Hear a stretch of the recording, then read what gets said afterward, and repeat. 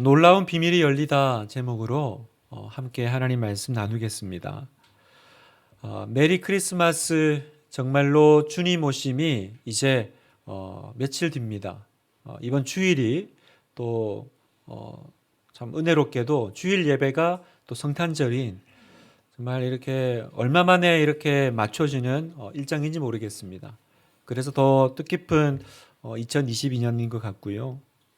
우리 주님 오심 성탄절을 정말 기뻐하며 또 기대하며, 또 오늘 우리가 대림절 우리 세 번째 시간을 이렇게 나누려고 합니다.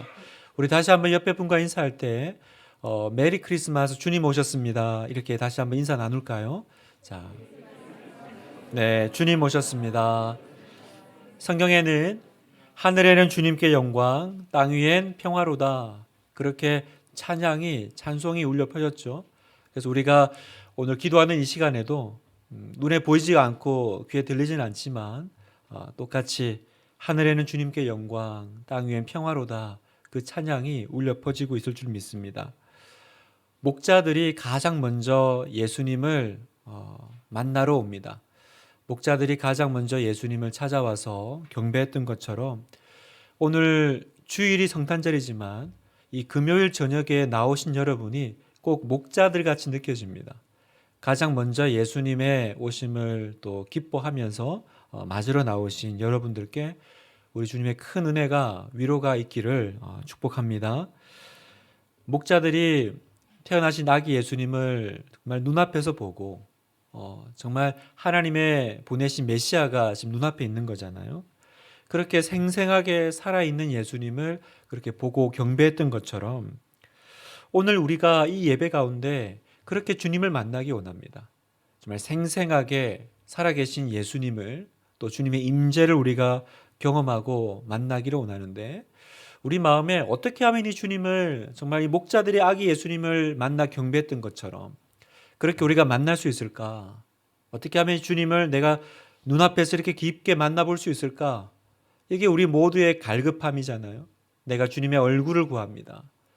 오늘 이 본문의 말씀을 통해서 두 가지를 나누기를 원하는데, 첫 번째, 예수님은 어디 계십니까? 예수님은 교회 안에 계신다라는 것입니다. 그 당시 목자들이 예수님을 만나러 베들레헴 말구유로 찾아온 것처럼 내가 주님을 만나러 간다면 주님은 어디 계실까? 첫 번째, 주님은 교회 안에 계시더라는 것입니다. 사도 바울은 예수님 이야기를 하면서 교회 이야기를 합니다. 오늘 24절에 보면, 나는 이제 너희를 위하여 받는 괴로움을 기뻐하고 그리스도의 남은 고난을 그의 몸된 교회를 위하여 내 육체에 채우노라. 그리스도의 남은 고난을 그의 몸된 교회를 위하여, 그의 몸된 교회를 위하여. 여기서 이제 그리스도의 남은 고난, 이 표현이 자칫하면 마치 이렇게 예수님께서 뭔가 다 끝내지 않은 것 같은, 그래서 우리가 뭔가를 좀 더 채워야 되는 것 같은 그런 인상을 줍니다. 그러나 예수님은 십자가에서 우리가 구원받기에 필요한 모든 것들을 다 이루셨죠. 그래서 십자가에서 다 이루었다 선포하셨던 주님에게 남은 고난은 없어요. 주님이 십자가 고난 말고 뭔가 아직 십자가 고난을 덜 끝냈거나 아니면 다시 오셔가지고 뭔가 져야 되는 십자가는 없어요. 그러면 사도 바울은 왜 여기서 그리스도의 남은 고난이라는 표현을 쓰셨을까? 왜 그리스도의 남은 고난일까요? 바로 뒤에 나오는 문장을 보면 이것이 무엇인지 우리는 해석하게 됩니다. 다시 한번 성경 구절을 보면, 그리스도의 남은 고난을 그의 몸된 교회를 위하여, 그의 몸된 교회를 위하여. 다시 말하면 이 남은 고난은 뭐냐? 바로 교회를 위한 고난이다라는 것입니다. 교회를 위해서 남은 고난. 왜 그럴까요? 교회는 그리스도의 몸이기 때문에 그렇습니다. 예수님과 교회는 마치 머리와 몸처럼 그렇게 밀접한 관계로 연결되어 있죠. 그래서 18절 보면, 그는 몸인 교회의 머리시라. 교회 머리가 누구시라고요? 바로 예수님이시다. 그래서 에베소서 1장 23절을 보면 동일한 내용입니다. 교회는 그의 몸이니 만물 안에서 만물을 충만하게 하시는 이의 충만함이니라. 아까 18절에는 예수님이 교회의 머리시고, 그러니까 교회는 어떻게 돼요? 에베소서 1장에 보면 당연히 교회는 그의 몸이 된다는 겁니다. 그러면 교회가 겪는 고난은 결국 누구의 고난이에요? 그리스도의 고난이라는 거죠. 교회가 이 땅에 남아서 믿음으로 살아가며 주님 오실 때까지 이 믿음의 싸움을 분투할 텐데, 그 싸움은 누구의 싸움이에요? 그리스도의 남은 싸움이고 그리스도의 고난이다라는 것입니다. 그래서 여러분, 교회가 아파할 때, 교회가 고통당할 때 예수 그리스도께서는 그 교회의 고통과 눈물을 자기의 것으로 받으신다는 거예요. 우리가 사도행전을 강해를 하면서 나눴지만, 그 사도 바울이 회심 전에 그렇게 예수 믿는 사람들 잡으러 다녔잖아요. 그래서 그 유명한 다메섹 도상, 다메섹으로 가는 길 위에서 부활하신 주님을 만나는데, 그때 주님의 하신 말씀이 이거였습니다. 사울아, 네가 어찌하여 나를 핍박하느냐? 사울아, 어찌하여 네가 나를 핍박하느냐? 근데 사울 입장에서는 굉장히 억울하죠. 왜냐하면 사도 바울은 예수님을 핍박한 적이 없어요. 사도 바울은 예수님을 만난 적도 없으니까 사도 바울은 단지 교회를 핍박했죠. 예수 믿는 사람을 잡으러 갔던 겁니다. 그런데 예수님은 뭐라 그러세요? 네가 나를 핍박했다라는 거예요. 그 말은 뭐예요? 교회가 아파할 때 주님도 아파하셨다라는 겁니다. 예수 믿는 사람들이 고난을 당할 때 예수님은 그 고난을 당신의 고난으로 받으신다라는 것입니다. 사도 바울은 예수님을 만난 그 첫날부터 알았습니다. 아, 교회는 굉장히 중요하구나. 교회 공동체는 그냥 이렇게 새마을로 169번지에 세워진 어떤 건물, 여기에 모여 있는 어떤 사람들이 아니라, 이곳은, 그죠? 이 공동체는 뭐예요? 그리스도의 몸이고, 주님께서 자기의 생명같이 아끼시고 품으시는 당신의 너무나도 귀한 아름다운 몸이다, 공동체다라고 말씀하십니다. 그래서 교회를 위한 것은 다시 말하면 그리스도를 위한 것이다. 그리스도의 남은 고난을 내 육체에 채운다는 건 뭐예요? 이제 나는 교회를 위해 살겠다라는 것입니다. 이제 나는 교회에 헌신하며 살겠다라는 것입니다. 교회를 위한 어떤 고난도 나는 기꺼이 받겠다라고 사도 바울은 얘기한 거죠. 여러분, 사랑하는 성도 여러분, 이 땅의 교회가 예수 그리스도의 몸이자, 그리고 또 하나님이 세상에 허락해 주신 가장 큰 축복인 줄 여러분 믿으세요? 교회가 정말로 그리스도의 몸인 줄 믿으세요? 그렇다면 여러분, 세상에서 가장 존귀하고 고귀한 일은 뭘까요? 그건 존귀한 예수님을 섬기는 일이겠죠? 예수님을 섬기고 예수님을 위해 사는 일 아니겠습니까? 그런데 내가 눈에 보이지 않는 예수님을 어떻게 섬기고 사랑하겠어요? 바로 그의 몸 대신 교회를 섬기는 것. 내가 교회를 사랑하는 것이 우리에게 주신 가장 존귀한 사명이자 또 축복이라는 것입니다. 또 하나님은 이 교회가 너무 귀합니다. 왜냐하면 이 교회가 세상에 하나님께서 세상을 구원하는 유일한 도구이기 때문이에요.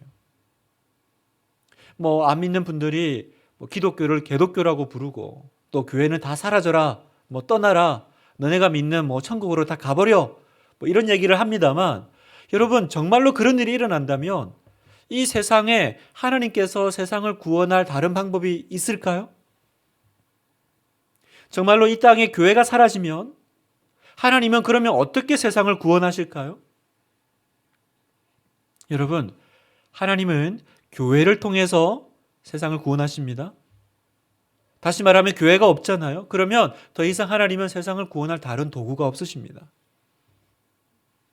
고린도전서 1장 21절, 하나님께서 전도에 미련한 것으로 믿는 자들을 구원하시기를 기뻐하셨도다. 여기서 전도에 미련한 것이 누굽니까? 무엇일까요? 바로 우리죠. 이 미련한 우리들. 왜 하나님은 천사 보내서, 그 스마트한 천사들 보내가지고 전도를 하면 얼마나 많은 사람들이 전도 받으시겠어요? 그런데 하나님은 그렇게 안 하시겠다라는 거예요. 미련한 것 누굽니까? 바로 우리 이 어쩌면 이렇게 미련해 보이는 이 교회를 통해서 하나님은 세상을 구원하신다라는 거예요. 그러면 교회가 왜 이 땅에 있는지 알겠어요.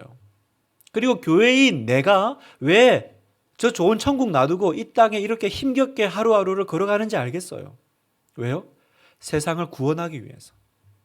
세상을 구원하는 도구로 내가 쓰임받기 위해서 나는 오늘도 이 하루를 하나님 앞에 허락받았다라는 사실입니다.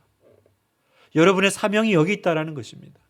우리는 세상을 구원하기 위해서 이 땅에 보냄받은 하나님의 도구다라고 성경은 이야기하십니다. 그래서 마귀가 교회를 향해서 어떤 태도를 취할까요? 여러분, 마귀는 지상 최대 목표가 뭐겠어요? 자기의 멸망당할 때 가능한 자기와 함께 많은 사람들을 데리고 지옥 가야 되는데 그 지옥 못 가게 만든 하나님의 도구가 뭐라고요? 교회니까. 그러면 마귀는 지금 어떤 작정을 하고 있을까요? 어쩌든지 교회가 교회되지 못하게, 예배가 예배되지 못하게, 예수 믿는 사람들이 모였어요. 그 안에 어쩌든지 반목하고 불화하고 하나 되지 못하게. 왜요? 교회는 예수님과 연결되어 있거든요. 예수님과 연결되어 있으니까 마귀의 최대 목표는 뭐예요? 교회가 교회되지 못하게 하는 것입니다. 요한복음 15장 19절에 너희가 세상에 속하였으면 세상이 자기의 것을 사랑할 것이나 너희는 세상에 속한 자가 아니요 도리어 내가 너희를 세상에서 택하였기 때문에 세상이 너희를 미워하느니라. 여기 세상은 마귀를 말하는 거죠. 왜 미워합니까?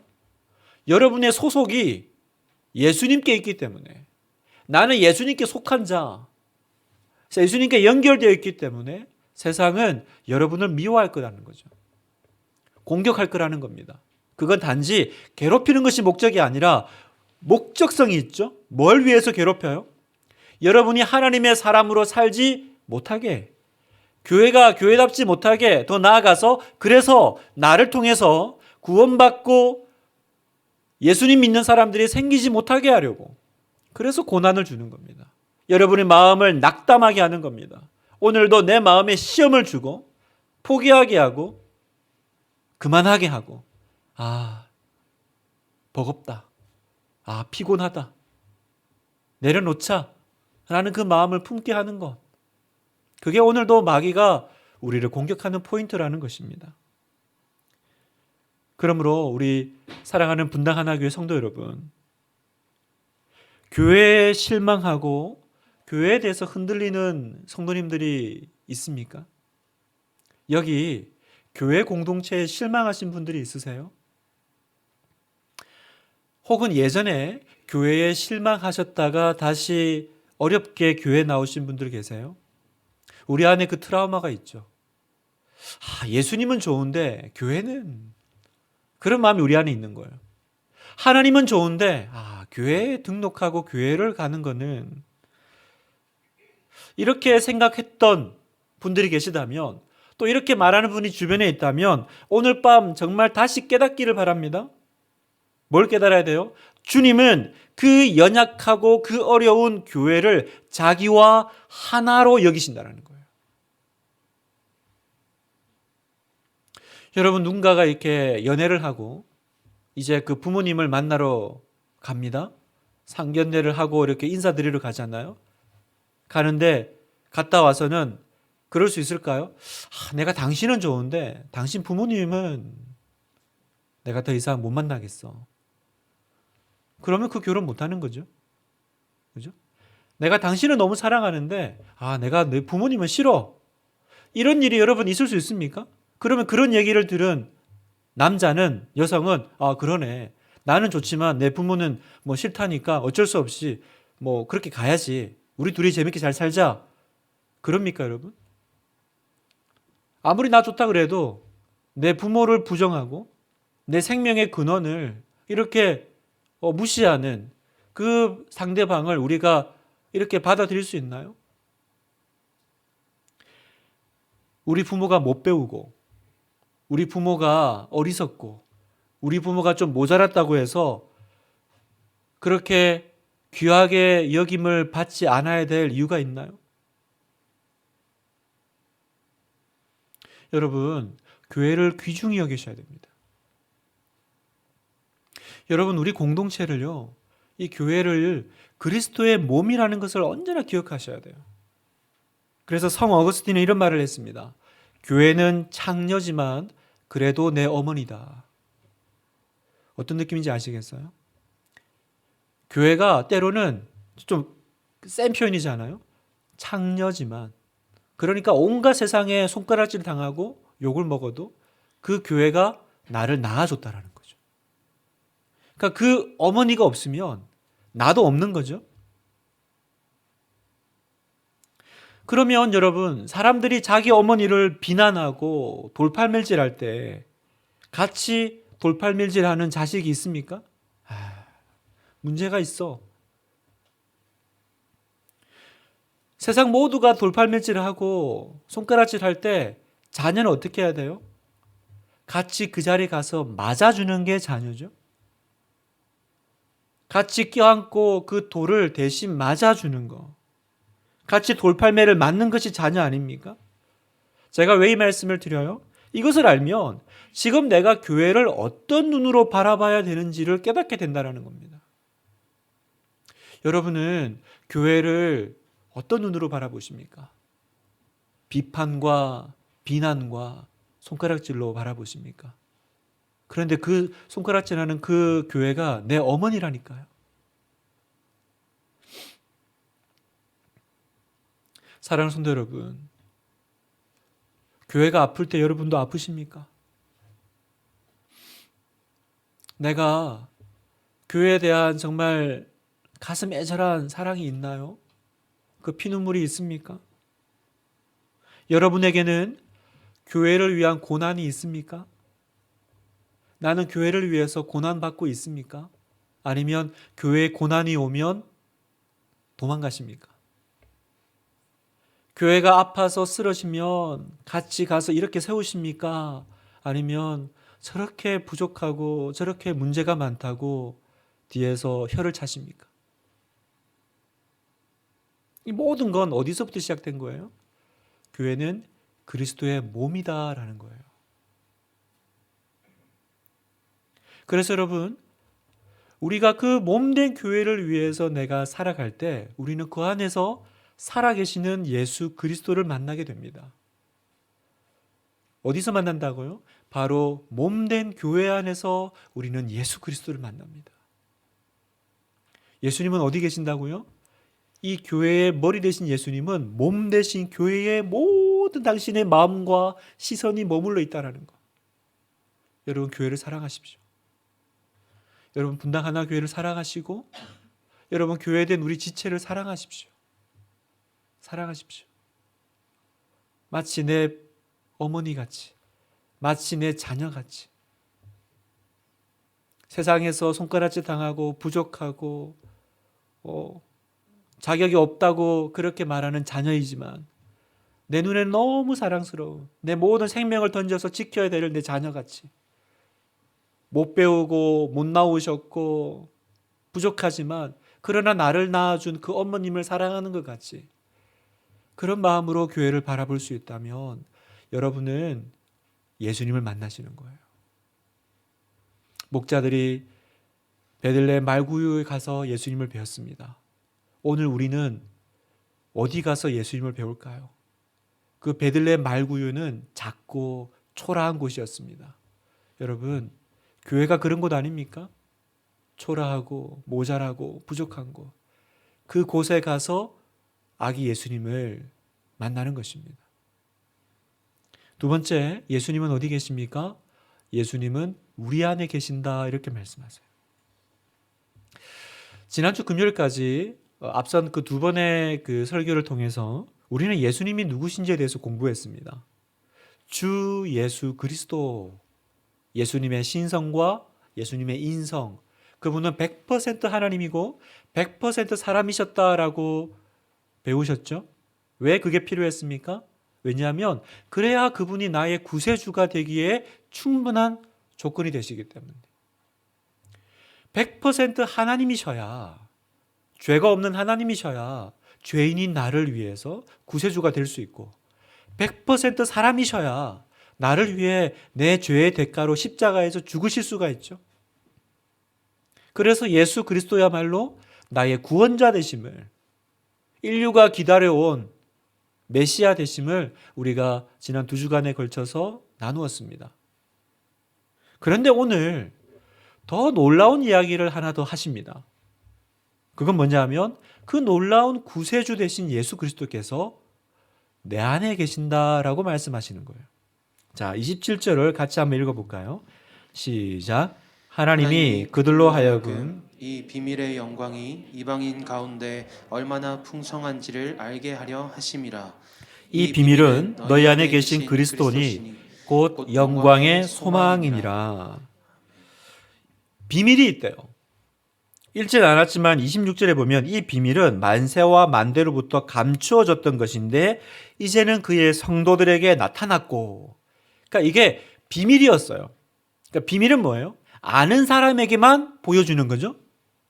아는 사람에게만 보여주는 거였다라고 말씀하세요. 그래서 예전에는 감추어졌는데 이제 이 비밀이 드러났다라는 거죠. 그럼 이 비밀이 뭐냐? 비밀은 너희 안에 계신 그리스도, 이게 비밀이라는 거예요. 숨겨져 있던 비밀. 예수님이 어디 계신다고요? 예수님이 그 놀라우신 100% 하나님이시고 100% 사람이셨던 온 우주의 메시아 되셨던 그분이 어디 계시냐면 너희 안에 계신 그리스도, 곧 영광의 소망입니다.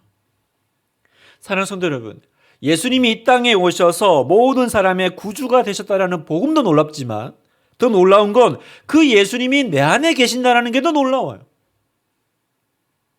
이것이 모든 성도가 간직해야 될 비밀이라는 거예요.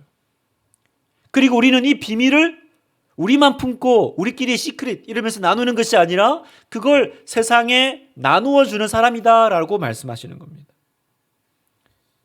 여러분, 오늘 밤 또 오늘날 우리가 회복해야 될 진리가 바로 여기 있습니다. 뭐예요? 예수님이 지금 내 안에 계신다는 믿음입니다. 아멘입니까, 여러분? 예수님이 내 안에 계심을 믿으십니까? 고린도후서 13장 5절, 너희는 믿음 안에 있는가? 너희 자신을 시험하고 너희 자신을 확증하라. 예수 그리스도께서 너희 안에 계신 줄을 너희가 스스로 알지 못하느냐? 그렇지 않으면 너희는 버림받은 자니라. 굉장히 무거운, 그러나 정확하게 말씀하시죠? 예수 그리스도께서 너희 안에 계시다. 그걸 모르는 사람은 예수 믿는 사람 아니다라는 거예요. 내가 예수님을 믿습니다. 이 말은 뭐예요? 그분의 존재를 믿는 것이 아니라 그분이 지금 내 안에 계심을 믿는 거예요. 아멘입니까? 여러분, 내가 예수님을 믿는지 나의 믿음을 어떻게 점검할 수 있죠? 매일 삶 가운데 예수님이 지금 내 안에 계심을 믿고 살아가는지를 점검해 보면 됩니다.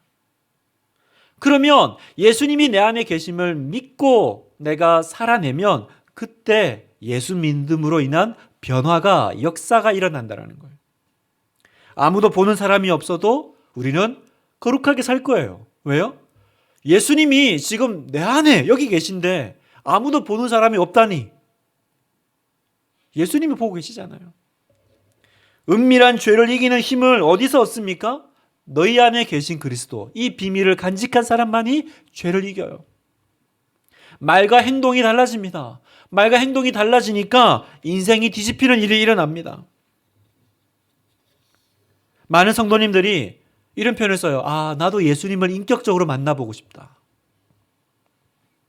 그래서 뭔가 어떤 그런 거 있잖아요. 선명하고 어떤 특이한, 특별한 어떤 체험을 하는 것이 마치 인격적으로 주님을 만난 것인 것처럼 이렇게 생각을 합니다. 그래서 예수님을 믿으세요? 네, 믿습니다. 예수님을 인격적으로 만나셨어요? 그러면 그건 잘 모르겠는 거죠. 왜냐하면 난 그런 체험이 없거든요. 그래서 기도합니다. 하나님, 제가 좀 주님을 인격적으로 만나기를 원합니다. 여러분, 여기서 인격적으로 주님을 만난다라는 건 어떻게 만나는 거예요? 그래서 눈앞에서 살아계신 예수님을 보는 것입니까? 아니면 기도하는데 뭐 이렇게 어떤 신비한 체험을 하는 걸까요? 여러분, 주님을 인격적으로 만난다라는 건 잘 기억하셔야 돼요. 주님이 내 안에 계시는 사실을 의식하며 사는 삶이, 그게 인격적으로 주님을 만나는 삶입니다. 다시 말씀드려요. 주님은 분명히 너희 안에 계신 그리스도라고 말씀하셨어요. 그러면 이제 내가 어떻게 살아요? 예수님이 내 안에 계심을 의식하면서 살아갈 때 우리는 그분을 인격적으로 만나요. 여러분, 인격은 뭐예요? 관계잖아요. 기도하면 무조건 불 내려주는 거, 그건 인격이 아닙니다. 그건 부적이죠. 열려라 참깨는 인격이 아닙니다. 인격은 뭐예요?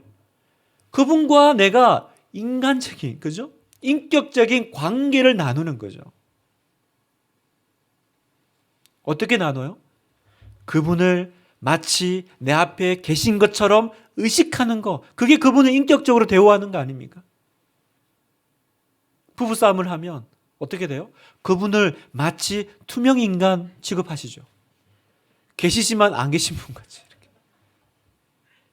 함께 살지만 밥도 주지만 이렇게. 내가 주님을 인격적으로 만난다라는 건 내 안에 그분이 계신다고 하니 내가 그걸 믿고 이제는 그분을 내가 의식하면서 살아가는 겁니다. 그러면 내 삶 가운데 어떻게 변화가 안 생기겠어요? 어떻게 변화가 안 생기겠어요? 우리는 이렇게 살아가는 사람을 뭐라고 부르냐? 하나님의 사람이다라고 부르는 거예요. 하나님의 사람. 교회의 사명은 바로 여기 있습니다. 교회의 사명은 이런 하나님의 사람을 배출해내는 거예요. 어떤 사람이요? 마치 보이지 않는 예수님이 내 안에 마치 보는 것처럼 계시는 것처럼 살아가는 사람들을 배출해내는, 그게 저는 분당 하나교회의 사명입니다. 28절 29절 같이 한번 읽어볼까요? 시작. 우리가 그를 전파하여 각 사람을 권하고 모든 지혜로 각 사람을 가르침은 각 사람을 그리스도 안에서 완전한 자로 세우려 함이니 이를 위하여 나도 내 속에서 능력으로 역사하시는 이의 역사를 따라 힘을 다하여 수고하노라. 여기 보면 사도 바울이 우리가 각 사람을 권하고 모든 지혜로 가르침은, 그러니까 지금 교회가 하는 거잖아요. 설교하고 양육하고 가르치고 제자 훈련하고 왜 해요? 이 사람을 위로하고 뭔가 이렇게 힘을 보태주고 그런 것도 있지만 더 중요한 건 뭡니까? 그리스도 안에서 완전한 자로 세우려. 그게 목적이라는 거죠. 이를 위하여 힘을 다하여 수고하노라. 분당 하나교회를 세울 때, 분당 하나교회가 여러분과 함께 시작될 때 우리가 꿈꾸면 이겁니다. 여기에 하나님의 사람들이 배출되기를 원합니다.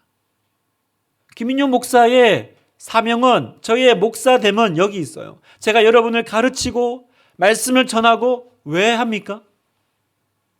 여러분 한 분 한 분이 하나님 앞에서 완전한 자로 서는 것, 완전한 자로 세워가는 것, 그게 저의 목사됨의 사명이라고 저는 생각합니다. 저는 그걸 원합니다. 정말 이곳에 사람들이 많이 모이는 것이 아니라 한 명이라도 하나님의 사람이 배출되는 거. 그래서 저에게 제자 훈련 받은 사람들은 다 압니다. 맨날 그거 노래 부르니까요. 하나님의 사람. 하나님의 사람을 배출해내는 거. 그게 제가 제자 훈련, 우리 훈련생들하고 나누는 이야기의 주제였습니다. 왜 훈련 받습니까? 왜 훈련 받기를 원하세요? 그리스도 안에서 완전한 자로 세워지기 위해서, 하나님의 사람으로 세워지기 위해서. 성도 여러분, 예전에 부흥은요, 많이 모이는 게 부흥이었습니다. 많이 모이는 게 부흥이었습니다.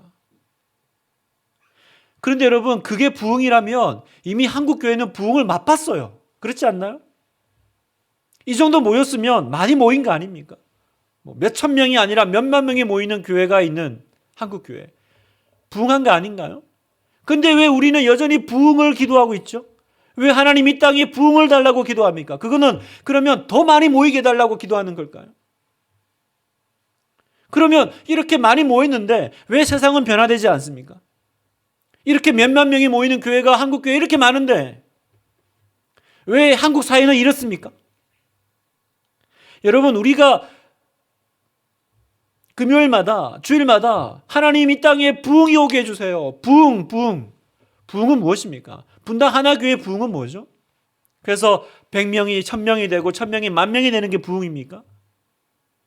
이 시대의 부흥은 우리 안에 계신 그리스도를 믿는 사람들이 많아지는 것. 그게 부흥인 줄 믿습니다. 그게 부흥인 줄 저는 믿습니다. 숫자도 필요하죠. 예수 믿는 사람의 숫자가 늘어나는 것, 그건 너무 중요한 거죠. 그러나 부흥은 뭐예요? 그 숫자가 아니라 그 질적인 변화. 바로 너희 안에 계신 그리스도를 내가 보노라. 내가 본다. 분당 하나교회 저기 몇 명 안 되지만 저기는 하나님의 사람이 있어. 하나님의 사람이 있어. 그게 이 시대의 부흥 아닐까요, 여러분? 여러분, 오늘 밤 우리가 부흥을 위해서 그렇게 기도했으면 좋겠어요. 하나님, 우리가 많이 모이는 교회가 아니라 하나님의 사람들이 배출되는 교회가 되게 해주세요. 다시 여러분에게 여쭙습니다. 여러분, 예수님은 지금 어디 계십니까? 어디 가면 예수님 만날 수 있죠? 이제 우리는 모두 다 말할 겁니다. 예수님은 내 안에 계십니다. 그러면 한 단계 더 나아가서 여러분은 정말 그 사실이 여러분에게 충격적으로 다가옵니까? 예수님이 내 안에 계신다고? 나 몰랐는데? 진짜 예수님이 내 안에 계신단 말이야? 여러분, 이게 여러분에게 충격이 되세요? 하나님이, 살아계신 신, 하나님이 내 안에 계신다. 이게 진짜 여러분 믿어지십니까? 믿습니까? 그러면 진짜 그게 믿어지면 더 이상 화내지 않게 되셨습니까? 은밀한 죄를 짓지 않게 되셨습니까? 불평하거나 염려하지 않게 되셨습니까? 아닌데요. 그렇진 않은데요. 그렇지 않다면 아직도 머리로는 알지만 내가 온전히 믿지 못하기 때문 아닌가요, 여러분? 그래서 이게 충격인 거예요. 예수님이 내 안에 계신다는 게 그냥 믿는 것을 넘어서 여러분에게 오늘 밤 충격으로 다가오시기를 바라요. 그랬단 말이에요. 예수님이 내 안에 계신단 말이에요. 사도 바울은 예수님이 자기 안에 계심을 분명히 알았기 때문에 고난을 당해도 기뻐할 수 있었다라고 고백합니다. 우리에게 잘 알려진 전은주 전도사가 있습니다. 제 아내도 전은주인데 같은 이름인데 이분이 이제 우리가 뭐 이렇게 알만한 찬양을 많이 이렇게 또 만드시고 또 굉장히 유명한 여성 찬양 사역자세요. 근데 제가 이제 이분 그 스토리를 들어보니까 이분이 이렇게 보면 이렇게 약간 눈이 좀 이상하세요. 한쪽 눈이. 여성분인데 그래서 내용을 보니까 태어날 때부터 안검하수, 그 눈이 좀 안 좋은 안검하수가 있어서 왼쪽 눈이 아예 안 떠졌대요. 그래서 이 눈을 뜨게 하는 수술을 받는데 이 근육이 잡아 당겨야 이렇게 눈을 이렇게 움직일 거 아닙니까? 그래서 이 아이의 뭐 5살 때인가 허벅지 근육을 떼서 이렇게 했대요. 그런데 수술을 했는데 이 근육이 너무 센 거예요. 그래서 왼쪽 눈이 떠지는 것을 넘어서 더 커져 버린 거죠. 그래서 일명 이제 짝짝이 눈이 된 겁니다. 그러니까 여아인데 눈이 이제 이상한 이제 기형이 된 거죠. 그래서 이제 학교를 가고 친구들 만나면 항상 그 눈병신 이런 얘기를 들으면서 자랍니다. 그래서 이 전은주 전도사님이 그래도 어릴 때부터 신앙생활을 했기 때문에 밤마다 자기가 하는 그 루틴이 있었대요. 밤마다 왼쪽 눈에 손을 대고 기도했대요. 하나님, 내일 아침에 눈을 뜨면 눈 크기가 똑같아지게 해주세요. 매일 밤 기도했답니다. 그런데 여전히 아침에 눈을 뜨면 눈은 그대로였고 응답해 주지 않는 상황이 너무 고통스러운 거죠. 그러니까 자기가 배우기로는 하나님은 믿음의 자녀의 기도는 반드시 들어주신다고 했는데 근데 내 기도를 안 들어주시는 거 보니까 그러면 나는 하나님의 자녀가 아닌가 보다. 그리고 나는 하나님을 결코 만족시킬 수 없는 사람인가 보다. 이렇게까지 이제 생각을 하게 된 거죠. 이제 믿음이 점점 불신앙으로 바뀌어가는 상황이었습니다. 그래서 나중에는 내가 지금 이렇게 불행한 이유는 나는 하나님의 사랑은 받을 자격이 없는 사람이기 때문에 그런 걸 거야. 그러니까 이렇게 기도를 해도 하나님이 응답을 안 해주시지. 그래서 하나님께 매일 울면서 기도했대. 하나님, 내가 아플 때, 내가 왕따 당할 때, 내가 눈물을 흘릴 때 하나님은 어디 계셨어요? 하나님은 도대체 그때 뭐 하셨어요? 그래서 나중에 이제 이분이 뭐 여러 가지 스토리가 있었는데 이제 더 커서 내가 하나님의 뜻을 좀 알아야겠다. 그래서 성경을 읽기 시작했대요. 여러분 성경을 읽으셔야 돼요. 그래 하나님 뜻을 알 수 있습니다. 근데 이제 마태복음을 읽는데 마태복음 1장에서 우리가 잘 아는 예수님의 이름을 보게 됩니다. 바로 임마누엘이죠. 마태복음 1장 23절 보라 처녀가 잉태하여 아들을 낳을 것이요 그의 이름을 임마누엘이라 하리라 하셨으니 이를 번역한즉 하나님이 우리와 함께 계시다 함이라. 예수님의 이름은 하나님이 나와 함께 계신다라는 뜻이라는 거예요. 이게 마태복음 1장인데 마태복음은 총 28장으로 되어 있습니다. 이 마태복음 마지막 장에 갔더니 마태복음 마지막 장을 갔더니 28장 20절 마지막 절입니다. 이렇게 얘기합니다. 내가 너희에게 분부한 모든 것을 가르쳐 지키게 하라. 볼지어다 내가 세상 끝날까지 너희와 항상 함께 있으리라 하시니라. 지금 마태복음의 시작과 끝을 뭘로 시작하고 끝내요? 함께 하시는 하나님. 하나님의 이름은 함께 하시는 하나님이시구나.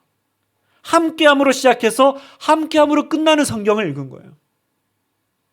나의 모든 죄와 연약함, 고통의 무게를 알고 직접 사람이 되어서 온몸으로 느끼셨던 그 하나님이 지금 나와 함께 하시는구나.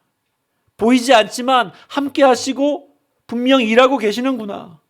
내 눈은 여전히 그대로지만 그때부터 지금까지 하나님은 함께 하셨구나. 함께 하셨구나. 여기서 이분이 모든 것들이 풀린 거예요. 오늘 말씀을 마무리하면서 사랑하는 여러분, 우리 동일하게 묻습니다. 하나님 어디 계세요? 내가 고통당할 때, 내가 이렇게 힘든데 주님 도대체 뭐 하고 계세요? 오늘 골로새서 1장 27절 이렇게 말합니다. 이 비밀은 너희 안에 계신 그리스도니 곧 영광의 소망이니라. 내 안에 계신 그리스도라고 말씀하십니다. 주님 어디 계십니까? 내 안에 계심을 믿습니다. 내 안에 계신 그리스도, 내 안에 계신 그리스도, 이렇게 영광스러울 수가 없다라는 거예요. 내 눈도 그대로고 내 상황도 그대로지만 주님이, 이 영광의 소망 되신 주님이 내 안에 계시니, 그러면 난 이제 아무것도 할 수가 없는데, 아무것도 변화된 것이 없는데, 근데 보니까 내 안에 주님이 계시니까 나에게 하나 할 수 있는 게 남은 게 있어요. 하나 남은 게 있습니다. 그게 뭡니까? 주님을 경배하고 주님을 찬양하는 것, 그건 우리가 할 수 있겠더라고요. 그래서 우리가 오늘 밤에 목자들 같이 주님을 경배하고 찬양하기를 원합니다. 내 안에 계신 그리스도를 내가 찬양하고 경배할 때 다시 그 주님의 임재와 주님의 그 영광을 하나님께서 우리에게 허락하실 줄 믿습니다. 우리 주님을 경배하십시오. 아무것도 할 수 있는 게 없어요, 주님. 주님은 나에게 아무것도 이루지 않으신 것처럼 보여요. 그러나 주님 말씀하십니다. 내가 너의 모든 시작부터 마지막까지, 너의 1장부터 28장까지 나는 임마누엘, 볼지어다 내가 너와 함께해.